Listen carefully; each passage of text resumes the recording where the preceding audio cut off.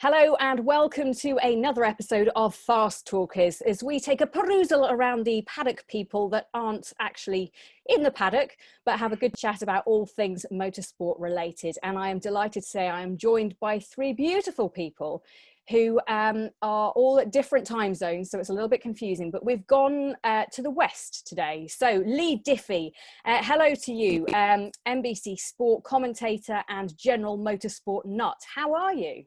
I'm good, Jenny. Nice to see you again, and hope you and your family are healthy and well. We certainly are. It's total chaos, but we like chaos, so that's just as well. Let's whiz over to, well, Mexican, but currently in LA. We have to say hello to Giselle Zarur. Giselle, how have you been? I love the scenery, by the way. The backdrop is fantastic. Welcome to my new paddock, my new office here at home. Thank you, Jenny. I'm very happy to join you here. Well, it's good to have you here as well. And finally, but definitely not least, Sef Harding, freelance journalist from America, is joining us as well. Sef, where are you and how has lockdown been? Well, Jenny, I would say good morning to everyone. It's a little hazy and gloomy outside, but we're not too far from Disneyland, but unfortunately it's not open yet. So we're we're having a good day here, and I hope everyone over there is staying safe. I tell you what, Disneyland, a lot of people have commented about theme parks and when they're going to open. No sign of a date yet. However, Formula One is back and it starts this weekend. Sef, let's start with you. How excited are you for the return of Formula One, if at all? Very excited. I think everyone here in the States, as Formula One continues to grow and develop here in the United States, you have a lot of new Formula One fans who are coming into the sport, who are getting a chance to see the sport for the first time this year because of what Liberty Media has been doing in terms of growing the visibility of the sport here in the States. So I think a lot of people are excited, myself included, to see what's going to happen, because we've all been sitting at home, just relaxing, trying to get to know each other a little bit better. But I think it's time to get back to racing and see what's going to happen after these months of waiting and for the season to start back up. Leigh, you've already started a little bit of motorsport, but obviously Formula One's a whole different kettle of fish, isn't it? It is indeed. And, while we're busy, NASCAR has roared back to life. IndyCar has its second round this weekend. Actually, it's IndyCar and NASCAR at the Indianapolis Motor Speedway for the first time ever. So it's an exciting weekend. But I'm pleased to say I'll be home Saturday night, so I'll get to watch F1 from Austria on Sunday morning. So it's kind of just the perfect weekend for me. And I've felt while NBC Sports no longer carries Formula One here in the US, I still follow it very closely, and I have felt sorry for Formula One and for everybody in the F1 paddock. What you guys went through in Melbourne, it's a long way to go to turn around and come back. For those McLaren staff that actually fell ill. And now it's been this elongated wait to get back, where you've had to sit back and watch other sports, start back up, whether it be Premier League football, whether it be Supercross, as I mentioned, NASCAR, IndyCar, Bundesliga, various other sports are slowly coming back to life. So I'm really pleased that F1 has this abbreviated schedule at the moment, looking for it to expand. And obviously we're all got our fingers crossed here in the US that it makes it back to Circuit of the Americas. That was my phone call. Oh. Oops. Are we okay? We're good to go. He's a man in demand. What can you say? Giselle, for you, you've made the move from Mexico across to America. How do you find the coverage compares for Formula One and motorsport? Well, as Leigh say here, of course, we already started with NASCAR and Indy, and we were working on that. But of course, I'm a journalist, but I am also an F1 fan. So I'm very excited to have it back.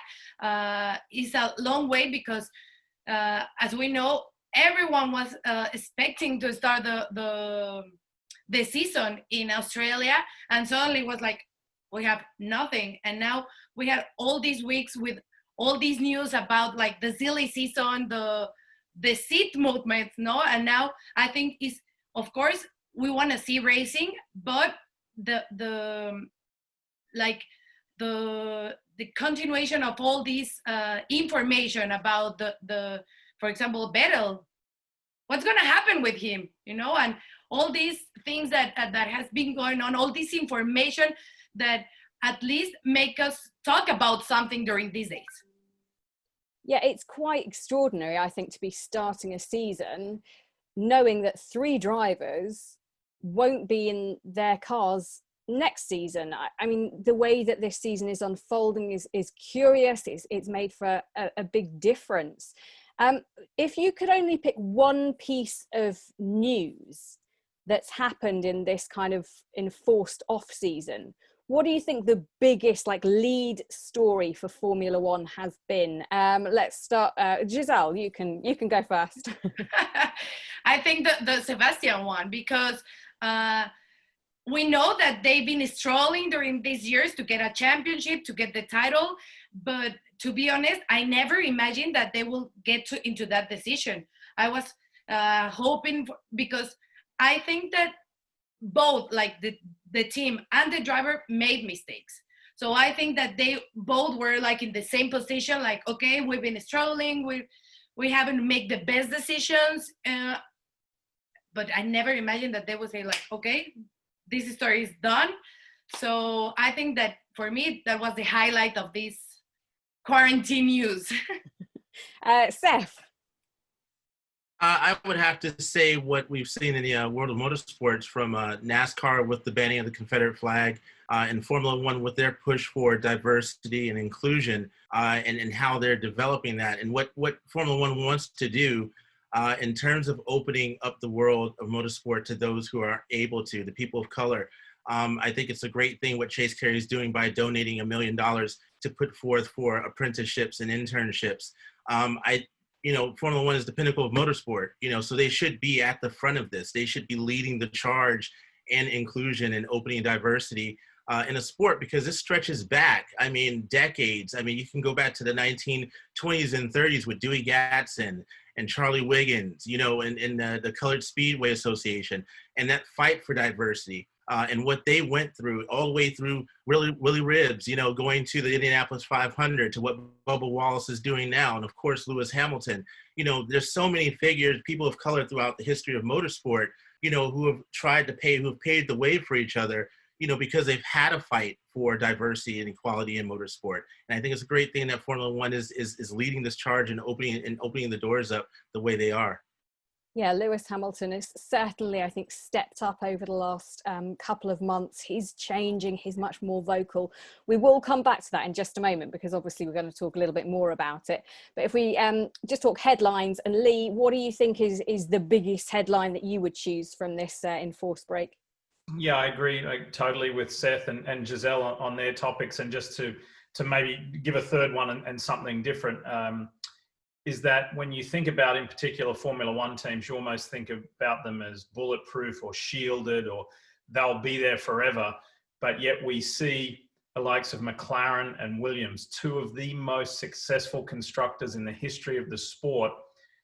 I don't want to say on their knees, but I think they might be pretty close to it financially. And you just, to me, and for all of us, for as long as we have loved Formula One, and it doesn't matter how many business papers we read or economics papers we read or whatever it might be, it still comes as a shock when those 2 world championship winning organizations are looking for help and looking for potential sales, or looking to stop, administration. And it just is very confronting, and it makes it real for the sport that we love. Can you imagine going to a Formula One race without Williams or McLaren on the grid? It just wouldn't feel like a Formula One Grand Prix. Yeah, I think it's certainly the financial impact of coronavirus is still, I think, going to be felt as we go through this season. And I think even the bigger teams will have to look at their budgets, will have to make hard decisions about what they want to do going forward. And it'll be fascinating in a way to see if the big manufacturers can even pull through this as cleanly as they would like, potentially. So yeah, there's certainly been plenty of talking points. And I have to say, I was watching the Netflix program Drive to Survive last night, just catching up, refamiliarizing myself with everything that's happened. And there's a part of it where Carlos Sainz at the time was with Renault, and he's dumped out of a seat because Daniel Ricciardo moves to Renault, and all of a sudden Sainz doesn't have a seat in Formula One, and his future's looking already shaky. And now he's going to be a Ferrari driver next year. I just think the romance of Formula One is still definitely alive and kicking in my mind. I think it's one of the most exciting things about F1. You never know what's going to happen. One day you are in Ferrari and next day you have nothing, or vice versa, no? Yeah, for sure, for sure. Right, Sef, I wanted to come back to your point about the whole Black Lives Matter movement, the fact that Lewis Hamilton has been more vocal. I remember standing with you a few years ago at the American Grand Prix, and you and I were having a whole conversation about Colin Kaepernick and would Lewis Hamilton take the knee.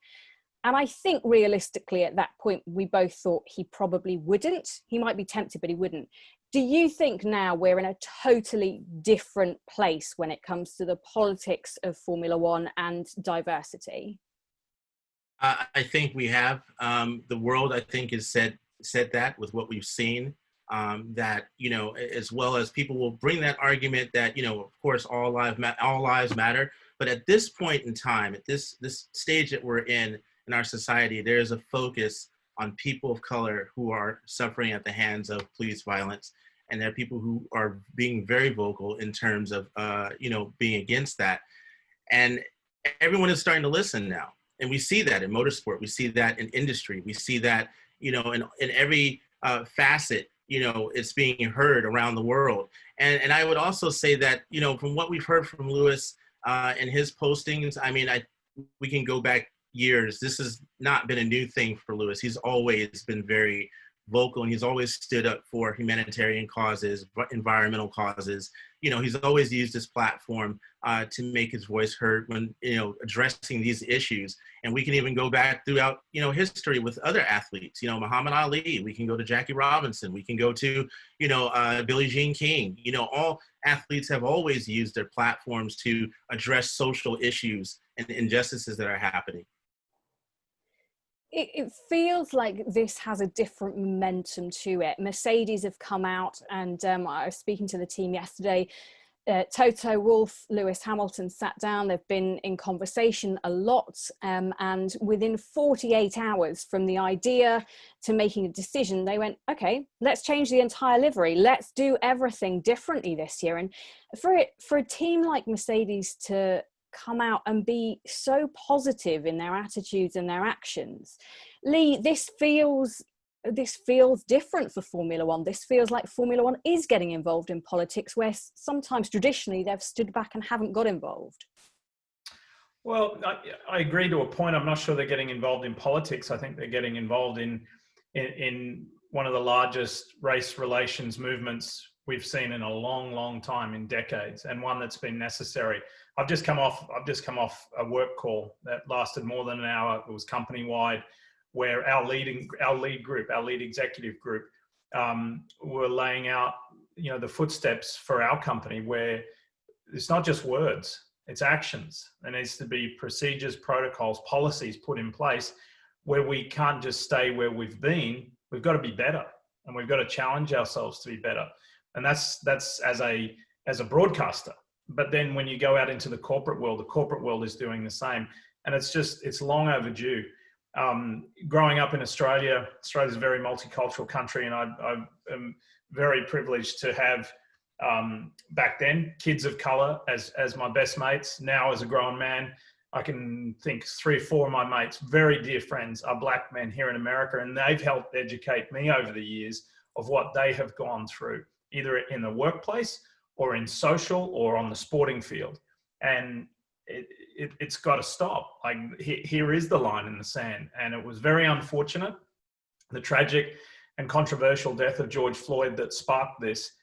But there always has to be a catalyst, right, to bring change. And I think, you know, certainly in our, you know, the 4 of us are still relatively young. We haven't seen anything this dynamic and this large in our lifetimes. And so, yeah, I mean, for what Mercedes has done, for what Lewis has done. I can remember talking to Lewis at Circuit of the Americas one year, and saying, what would you like to do? What would your legacy, what would you like your legacy to be? And he said, well, obviously on a global scale, but he said specifically here in the United States, I'd like to make an impact. I'd like to have an impact on Black inner city youth and try and motivate them and inspire them and find an avenue to give them opportunities. And we spoke about that for quite some time. And this is years ago, Jenny. This is years ago. This isn't last year or 3 months ago. This was years ago. And so, for Lewis, who has always been known as, other than that kid who in a go-kart who was super fast, or a kid in, in the junior categories, GP2 or whatever, that pulled off those dynamic passes and race wins, etc. He's always had to carry the tag of the only Black kid, and that has been for good and for bad. But I think for now, he finally, he's in many ways, he's carrying the sport on his back. He's had to carry so much for so many years, but now it's almost liberating. But now you want to see Lewis go now, because he is empowered and he has got more passion than he's ever got. And he is carrying this sport to a better level on his back, very similar to Bubba Wallace here in NASCAR. And for Bubba, he's told me before, he kind of almost, he was proud, but he got sick of that tag of, oh, he's the only Black guy. He's the only. Well, now that is a massive sense of pride, and as it should be.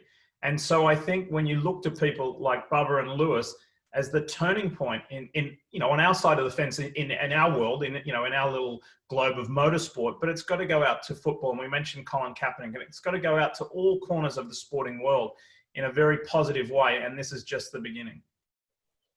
Giselle, do you feel that the same as America in Mexico? Do you think the reaction is similar in both places? It can be similar in certain ways, but of course never will be the same as here in America. There are a lot of problems in Mexico in terms, of course, of minorities, and we maybe can talk, if we're going like in a worldwide about this Latino movement, no, that can be related to that. But I don't think that, of course, they can feel it, they can share the idea, they can also be sensitive to that, of course, but I think it will never be the same as in countries like, for example, America, that have all that racial history and feelings, and of course with African American people living here, like, for example.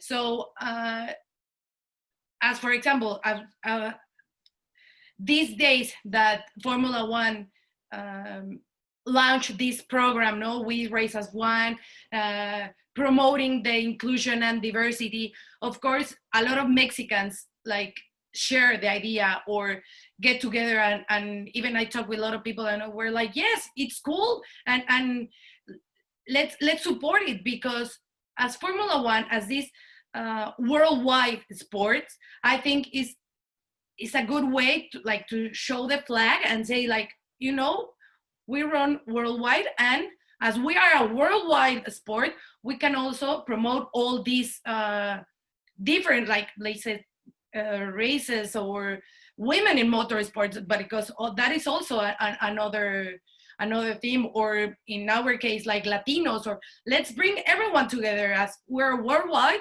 let's do it worldwide, no? Absolutely. I don't know if I'm expressing the way it is, but you absolutely are. It's absolutely fine.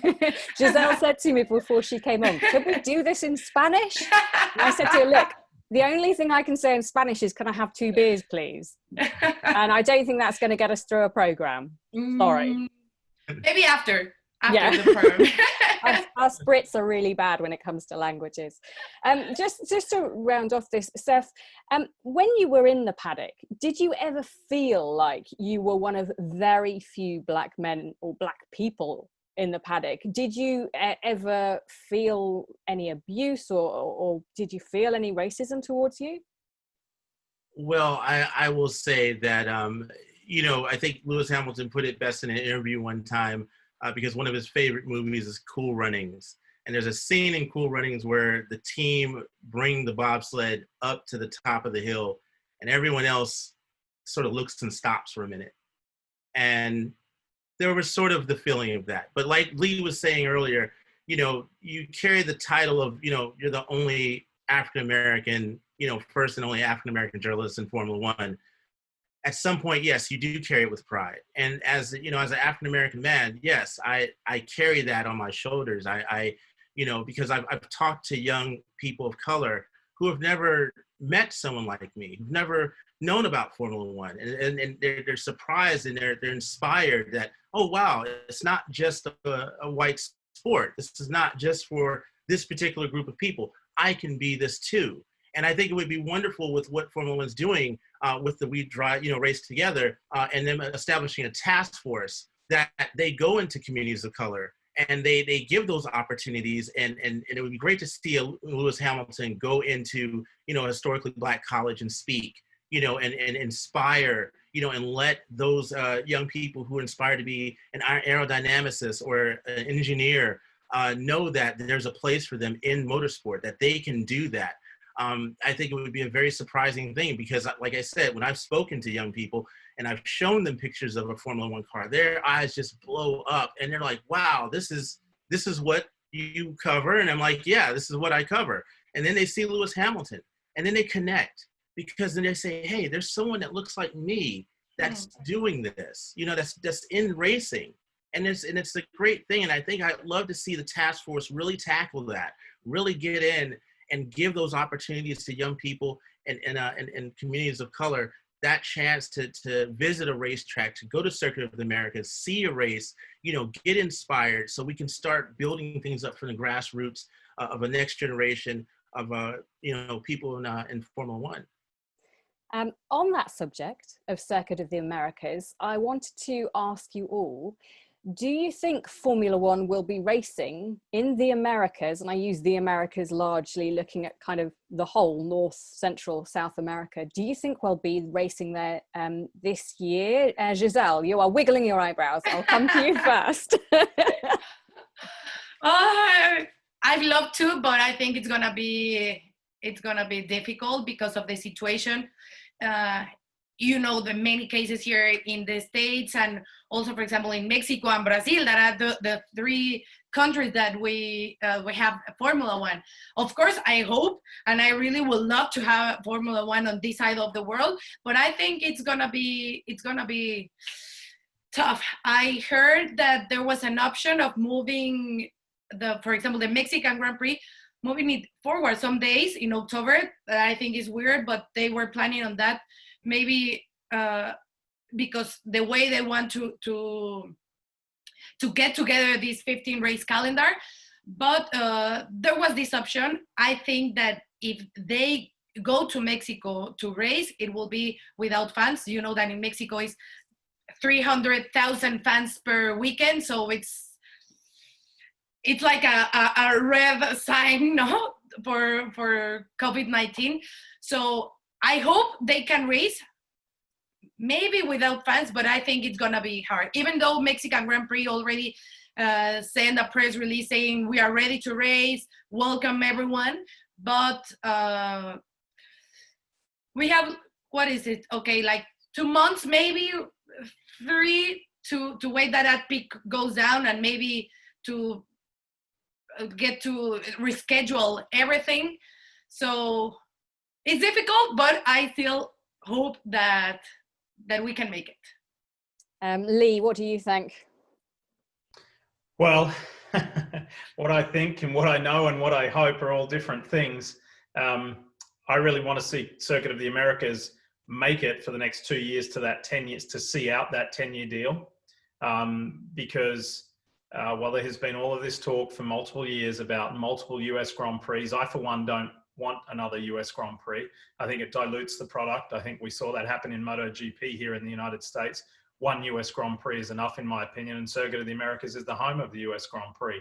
I think a lot of eyes are going to be on NASCAR and IndyCar and on the large crowds, and in particular on August 23, the Indianapolis 500, because we have seen certain sports allow limited amount of spectators. There will be nothing around the world the size of a 50% crowd on August 23 for the Indy 500. Now, I know August and October are very close for planning a global series, but I think a lot of people are going to be watching. In a few weeks' time, actually just next week in Wisconsin at Road America, there will be fans at the IndyCar race. It's a doubleheader Saturday and Sunday. And that place is set on 600 acres. It can hold a lot of campsites and a lot of people. So how many will be there? And for sure, Chase Carey and everyone at Formula One will be watching IndyCar and will be watching how they conduct that with fans. NASCAR had a select group of fans recently. This weekend in Indy, for the NASCAR IndyCar doubleheader, there will be no fans. So I think each sport is watching each other sport. I mean, for instance, you know, there's a massive country star here in the US called Kenny Chesney. Kenny Chesney plays and sells out the same NFL stadiums that the teams play at. He's been in contact with the NFL about what they're planning to do and how do they get going again as to set up his next concert series. So I think everybody's watching everybody else to see what they do. So I think, hopefully, fingers crossed, the 50% capacity at the Indy 500 this year goes well. We see, to Giselle's point, the numbers come down. They have to come down here in the US. And then I think that will open up the doors to be a lot more appealing for F1 to come back to COTA for now, what would it be, the 9th year? Yeah. Sef, what do you think? Well, I say that things are not looking good at the moment. As we know, last week, Texas had a surge in coronavirus cases. The governor of Texas had to put their reopening phases in hold. So everything is paused at the moment. Dr. Anthony Fauci, the director of the Institute of Allergy and Infectious Diseases, testified in Congress today to show that there have been a number of increases in this country. And with that, it makes it hard. And we know the logistics of Formula One are difficult. You know, we know how expensive it can be, putting everything in crates, putting on ships, on air cargo. You know, just to come over and race for a weekend or maybe 2 weekends if you do a double header still is a bit risky. And there's not enough time to give the 14-day quarantine, you know, and this is in Texas is just a very hot spot right now. And it makes it very difficult to try to have a race. And then if you can't have fans, and we know that COTA needs to have, you know, that needs to generate as much revenue as it can. And it's had a very steady attendance record in the last few years. And it would just be bad. I think it would just not be a good idea, and it's not safe at the moment to do it. So I don't think so. I've reached out to COTA, and COTA has not gotten back. They still have the date up on their website that the race is still going, but it's hard to say at this moment, and it's more leaning into the direction, I think, of not happening. Yeah, I know I've spoken to people who are kind of based in Austin, and they say, I mean, they don't think it's going to happen, and they are pretty sure that we won't see another Circuit of the Americas Formula One Grand Prix. That would be so sad because, I mean, as journalists, as presenters, as, you know, F1 community, one of the best places to go, one of the, you know, the heart and soul, it feels like, is Austin. I mean, it's just a great place to go. And, you know, the circuit feels great. And I think it would be an absolute travesty to see that race go. And I love Indy, you know, I love the Indy 500. I love going to Indy for MotoGP, but I can't imagine F1 going to Indy instead of COTA. I mean, could you, Giselle? No, to be honest, no. And just completing what you just said, actually, there was the 2 weekends, the back-to-back Mexico, Austin, or Austin, Mexico, was the busiest of all the Formula One calendar. You can say to the organizer or the farm, everyone will say, like, these 2 weekends are a craziness because everybody wants to go there. Is the best ambience, like all the people, the cities itself, like you can go to Austin and go to a track and later have a drink or great food, whatever, like to have fun outside the track, and also in Mexico. So these two races are like the main importance in terms of like the way it goes, the flow they have during the calendar. It will be like hard not to imagine COTA, but at least they have like United States have a lot of options, not only Indy, but we can say about maybe Miami or New Jersey. There are a lot of options, so maybe can think of more Formula One in America. Hope COTA and other one, but let's wait. No, it's a difficult time for us, like for everyone, and maybe I know that the situation can make things go worse, but also maybe they can hold a little and make better decisions in the future. Fingers crossed, fingers crossed. Oh, Sef. I just wanted to touch on something that Leigh was talking about having just one U.S. Grand Prix, which I totally agree with Leigh that, yeah, one U.S. Grand Prix is great because there's talk about Miami, but I think what Formula One needs to do at this point is start building the brand in the U.S. more, doing more marketing, because it's not a culture here. It's not very well known. Oftentimes when I talk to people about Formula One, they get it confused with IndyCar. They say, oh yeah, I know about Formula One. It's Indianapolis 500, right? And I'm like, no, that's not Formula One. So I think educating a lot of the new audience, because Liberty Media wants to bring in a new audience. So I think a lot of marketing, a lot of education, and getting people in to know the sport is what needs to happen. Because when I go to Europe and I step off the plane and I go in the airport, I see banners for Tag Heuler with Red Bull. I see advertisements for Formula One races. I open the morning paper and I see, reports for Formula One about the sport. That doesn't happen here. And that goes into allowing more American media into races. But it's very hard because a lot of American outlets aren't going to send journalists halfway around the world to cover a sport that's not very well known in the United States. That was my issue. Oftentimes I was funding a lot of my own trips because the outlets aren't going to say, hey, we're going to pay you to go to Abu Dhabi, to Bahrain, to Australia, cover the whole season of 21 races. So they have to work on, bringing more American outlets in on this, and also promoting and also, advertising and marketing the sport here in the States. Yeah, sure, absolutely. We are fast running out of time, but before we go, we've got a race this weekend. It's Austria, 1, then 2. So very briefly, I wanted to hear from each of you who you think is going to be winning the first race in Austria. So let's start with Leigh. Who do you think is going to win? Ooh.